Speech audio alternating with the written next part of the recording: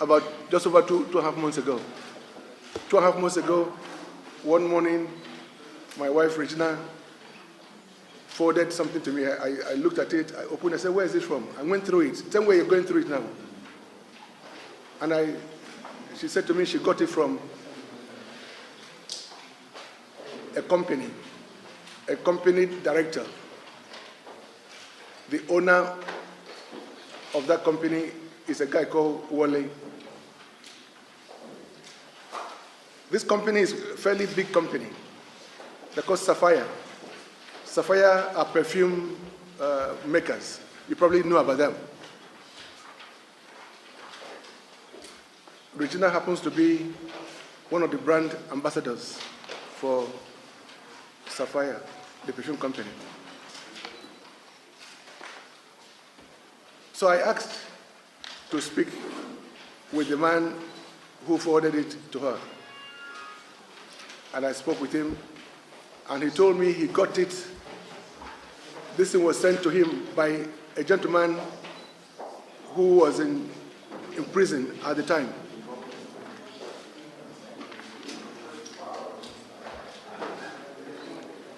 Who was in prison at the time.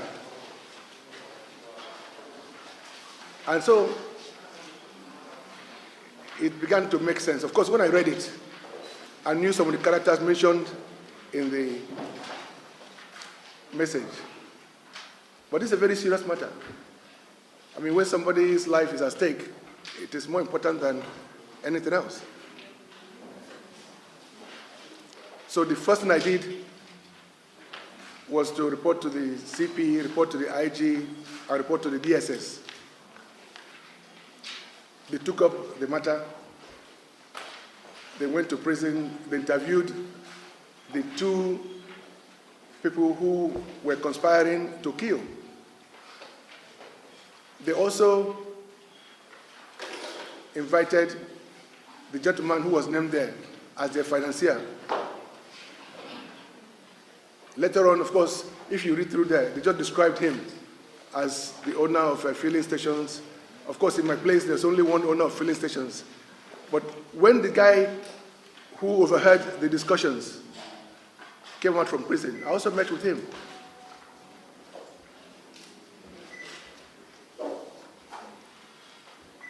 He gave further statements to the police and to DSS. But beyond that, he also began to express fear that those people were threatening him for leaking the information to kill me.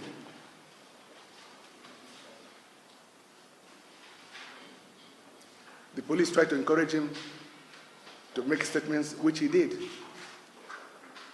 Outside this, he made further statements to DSS, to CP's office, and to the IG's office.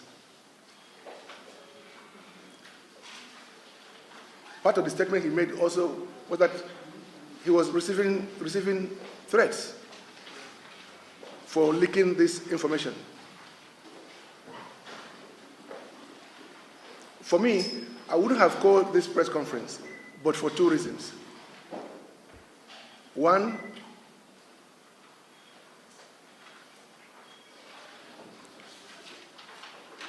and perhaps even more importantly, is that the person mentioned in the documents and the further statements, Gabriel Obeche, the owner of Rain Oil, began to say that I concocted the story. You know, I have no reason to make up such a story. So I wanted to deal with the issue of credibility. I have no reason to make up a story about somebody who is in prison. But secondly, and much more importantly, is that the guy who informed us on this plot,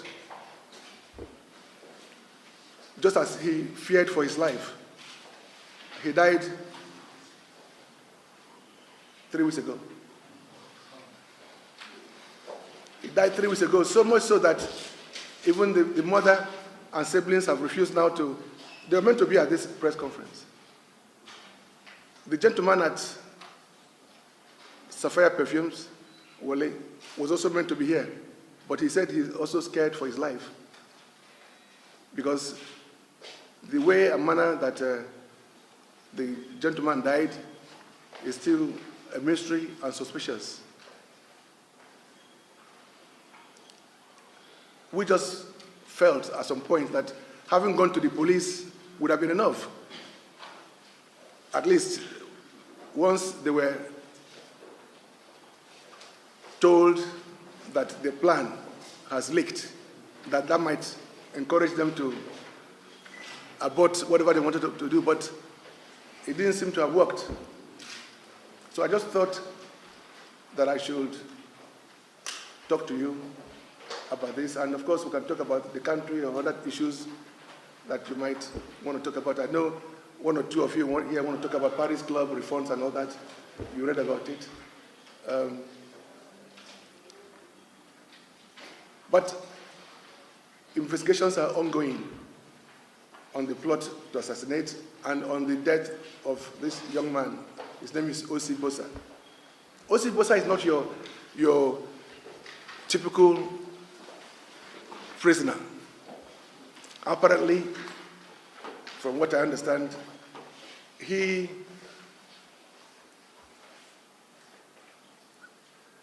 had some disagreements with just some domestic issue. And so he found himself with the police, and from the police to court. He was granted bail. He was granted bail, but he didn't have a surety to bail him. So he ended up in a Kuje prison. So whilst in prison, he overheard these discussions. He only spent 3 weeks in prison. The guys who were plotting to kill in prison, they are still in prison.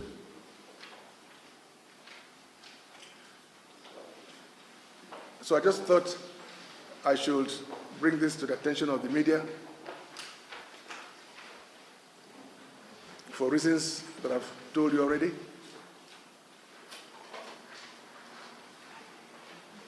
And so if you have any questions about this, I'm quite happy to take them. So once you indicate your hand, we'll pick you tell us your medium, your name and your medium, then we'll take your question. Thank you. So one of the characters, yes. And then we're on our way that there are some issues we have to do with If not for the issues back home, there's nothing else. So it has to do with it. But it doesn't, just because you have disagreements over one or two things, doesn't mean that you should plot to kill anybody. You don't kill anybody. You have no right to anybody's life. But it's from the family side? No, we're from the same village, but not from the same family. thank you so much. We'll do more investigations about the land investments. We hope that in the next few weeks he will be formally installed. So that has been dealt with. The other issue about land is not really an issue, just a propaganda by them. They were trying to hide under instigating lies and hatred, talking about land. No, there was never any issue about land. Land was properly applied for and properly processed through the late king and his chiefs. All the chiefs are still alive today.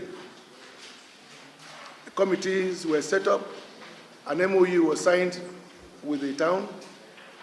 We got the certificate of occupancy for the land, and we just did everything properly. So even those that have been supported by Gabriel Ogbeche, they wrote a petition to the IG on this same land issue. And the IG's report is also here. This is the second document, which shows that they just lied. They were just lied about everything. there were no issues about land. They just wanted to create crisis in the village. This report is self-explanatory. This is a report of the IG monitoring unit based on their own petition. And the important thing about this report is that it has now recommended that they should be prosecuted for misleading and giving false information to the police. So please, make that available to them as well. Okay, let's take it.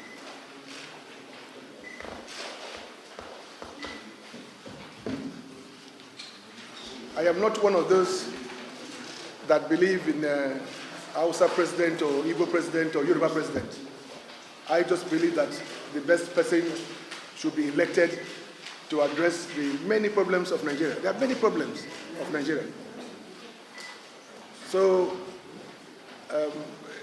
the ball is actually in the courts of the people. At the right time, you people must decide, are you going to continue with the status quo, the way things are done, or are you going to look for new brains, new ideas, new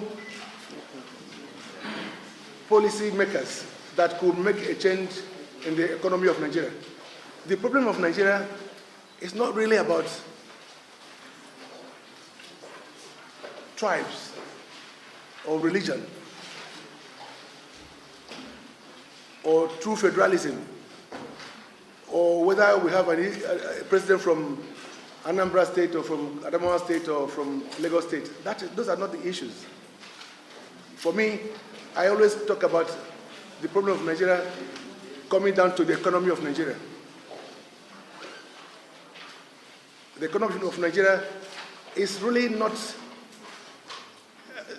an economy in the real sense of the word. If you look at the indices in other countries where people are gainfully employed, where there are opportunities for everybody, we don't have that in Nigeria. The economy of Nigeria is at a standstill. Just because people buy cars or buy aeroplane or build houses doesn't mean that the economy is improving.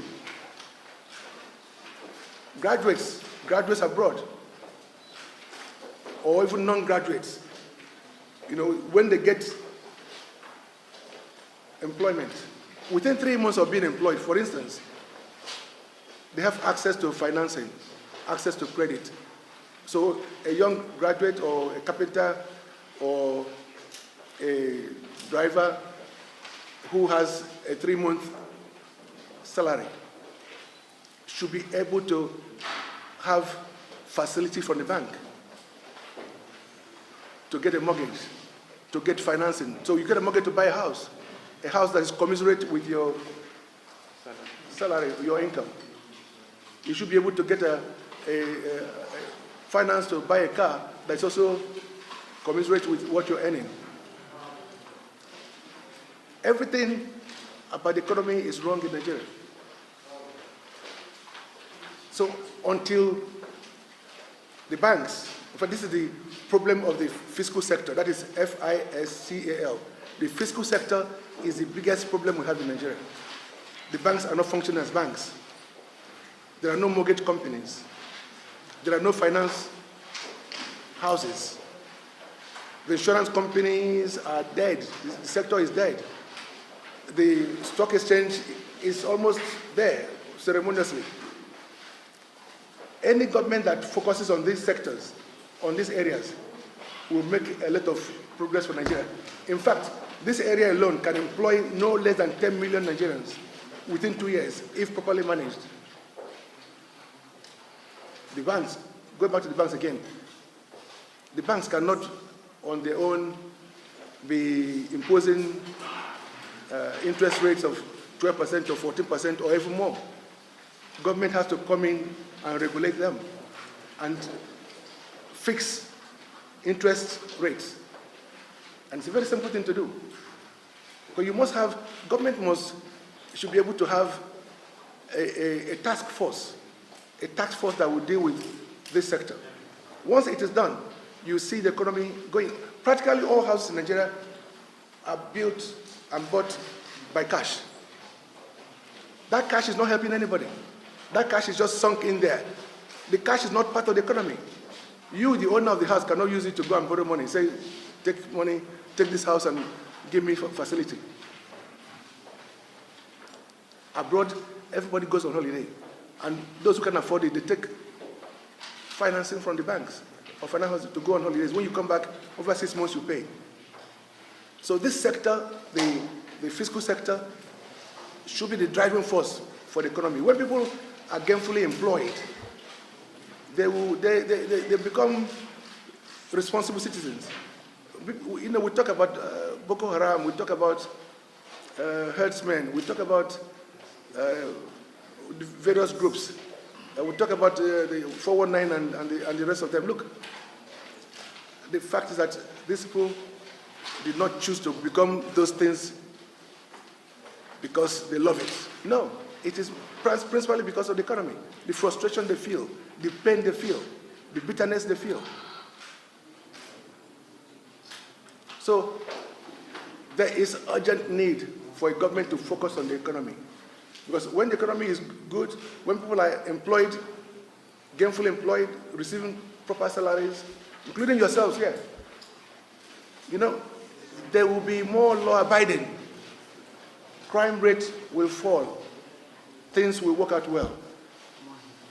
The few times I've had interviews in UK and elsewhere, with BBC, with CNN, you know what? After the interviews, they send money to me. They pay me for appearing on their TV channels. They pay me. But Nigeria is not like that. I mean, after this interview now, you expect me to see you, isn't it? So there are things fundamentally wrong with us as a country, and it's because of the economy. If the economy were to be good, if every one of you here were to be earning 5 million naira or the equivalent every month, you wouldn't be looking for peanuts from people that you interview, would you? So the economy is bad. That is not to say that it's the fault of this government. This is the fault of the system. This is the system. We are lucky that we have a very good country, as it were, geographically speaking. You know, the weather is beautiful. We can farm all year round almost. We produce many things here.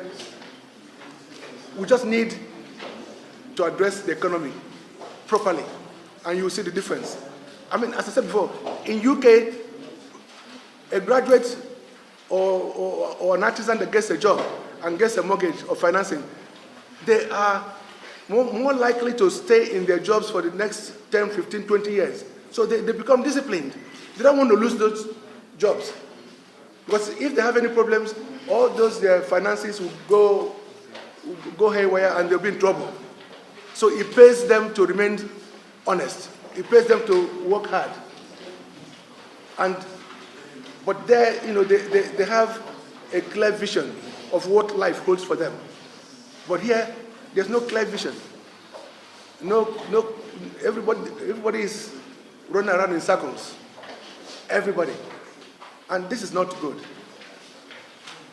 So time will come when you have to choose the right leadership that will give you what you want. Let me say this. I admire the current president, Buhari. I admire him. Do you know why I admire him? Because I like honesty. I love honesty. And he's an honest man. Yes, age might not be on his side. Yes, ill health might be a problem because we all have such challenges. But if he became an elected president when he was in his 40s, I'm sure there would have been a lot of difference. You know what he did as a military head of state. So it's not just about the head of state or the president being an honest person. Everybody around him also has to queue in and deliver for the interest of the people. All right, thank you so much. So before you go, Let me, I'm coming. Yes, your second issue on Paris Club. Yes, let me tell you, Paris Club work began as far back as 2002 with Boni Haruna Nyame of Taraba State,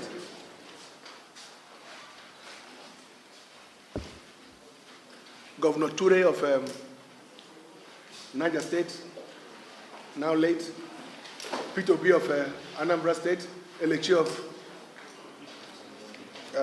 Ebonyi State, or Hakim, I think, of Imo State.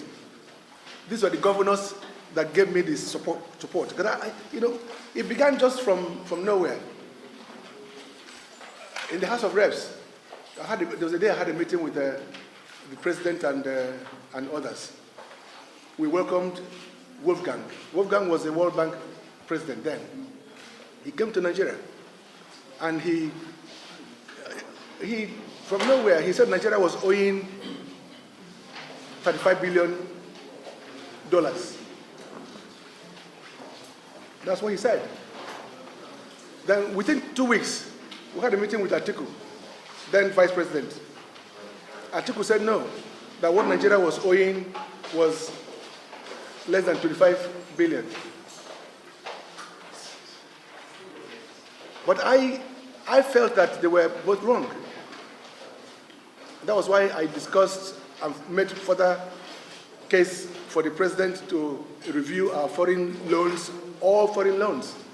And you know, the rest is history, because through that work, with the help of Ministry of Finance and others, you now know that Nigeria exited from the foreign loans. But before then, many of these states could not deal with the monthly deductions from their allocations. These are direct deductions were being used supposedly to finance the foreign loans. But one thing that Obasanjo did, and I give thanks to him, was that as soon as I told him that federal government should stop deducting loans, stop deducting money from the monthly allocations of states, he agreed. That meant that states had more money to deal with things. So the next challenge was to work out how much the states had overpaid over time. For example, by the time I began to do the work, according to federal government figures, Abia State was owing over $500 million. Abia State alone. I chose Abia because that's the #1 state. But by the time we went to court in London and other places, we discovered that Abia State was owed a refund of over $300 million. And so, the same story went around all the states. Of course, local governments never borrowed any money. Local governments never borrowed a penny. But the money that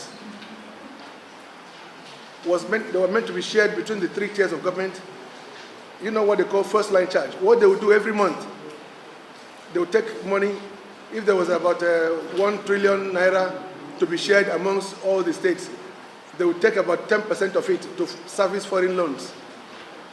I said that was wrong. You cannot be taking money belonging to the 3 tiers of government to service loans that local governments did not take. So I took federal government to court as well. Apart from taking them to court on behalf of all the states. I'm going to cut it short.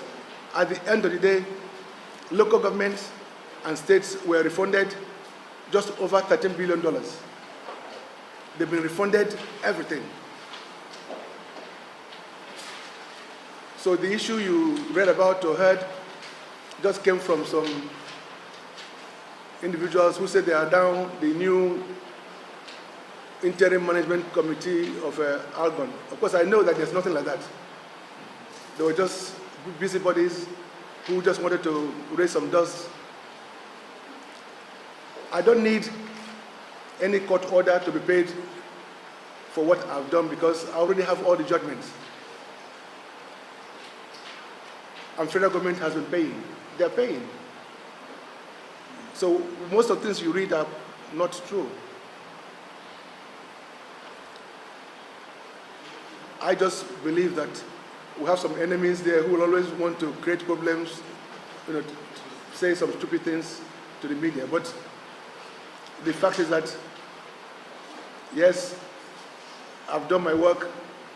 Money has been refunded fully to the states and local governments. And I deserve my fees. Just like you. You work every month, you get paid, isn't it?